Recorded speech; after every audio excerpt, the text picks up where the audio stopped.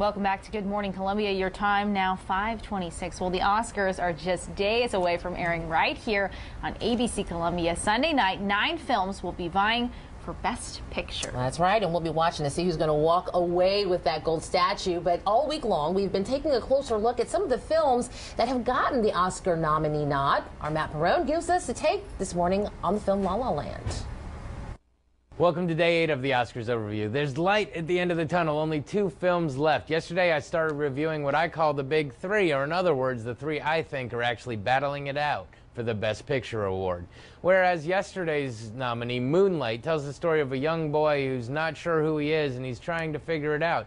Today's nominee tells the story of 2 people who know exactly who they want to be, and they're not scared to let you know through song and dance. So without any further ado, here's my take on the critically doted upon musical La La Land. Our movie opens on modern-day Los Angeles, the town where some dreams are made, but even more hearts are broken. We meet Mia, played by Emma Stone. She serves lattes to the stars by day, and by night is struggling to become one. We see her dreams and her desire to make them a reality, but we can also see that rejection is starting to wear on her. We are also introduced to Sebastian, an aspiring jazz musician stuck playing covers at dive bars and parties. Suddenly, the 2 begin to run into each other rather frequently and completely by chance. But of course, with repetition comes feelings, and the 2 find themselves becoming closer by the day. A strong relationship blossoms, interspersed with music and dance numbers galore. The 2 are able to console each other in their shared elusiveness of success and grow stronger because of it. But of course, sometimes show business reflects real life, and as the possibility of each making it in their respective mediums grows,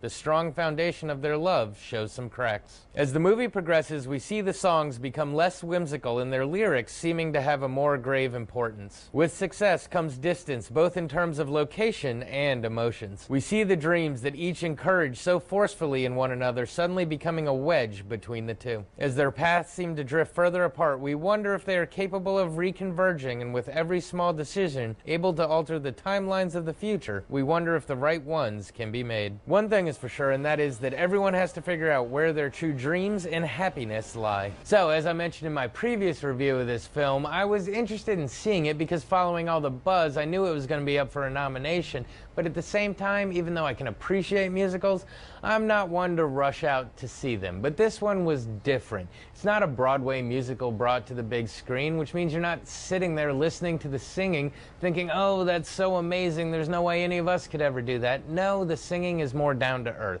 And even though some of the dance numbers are a little more fantastical, this movie is still more of a throwback to the mid-20th century musicals about everyday life.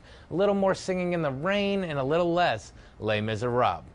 The cast is fantastic and spot on. Ryan Gosling and Emma Stone have that type of on-screen chemistry where you actually root for them and feel like you have a stake in their outcome. Granted, some people have been criticizing Ryan Gosling's singing, but the guy did spend 3 months pre-shooting learning how to play the piano for authenticity, so more power to him. Most of this movie, I'm sitting there and I'm thinking, yeah, this is good, but is it really worthy of a Best Picture nomination? Then you get to the final 10 minutes where you're thrown for a loop and you're forced to learn lessons that you didn't even want to consider, and suddenly you realize how this movie fits into the group of this year's Best Picture nominations. So will it win Best Picture? It won Best Picture Musical or Comedy for the Golden Globes, but like I said yesterday, the Oscars and the Golden Globes haven't been repeating as of late. But it has at least a 1 in 9 chance, and to be honest, I'll give it a 1 in 3. This has been your Oscars Overview. Be sure to tune in tomorrow for our last nominee and the one that I think is the hardest to watch of the 9. Back to you. 1 out of 3. 1 out of 3, all right. Okay, there we go. Definitely one Pretty that high chances then. Well, I'd like to see it so that when the Oscars come on Sunday, I can say, okay, now I see what Matt was talking about and why it was nominated or why it didn't win or whatever the case is. Exactly. But I'm very impressed by the fact that Ryan Gosling learned how to play the piano. I did not know that. 3 months of practice, and I am not surprised by him mentioning that chemistry between the 2 of them, because I have seen that before, and it's very authentic. Yeah, it comes across. So even in the previews and the ads that you've seen, the trailers, you can see it. So it'll be a movie we'll be watching. Like good people.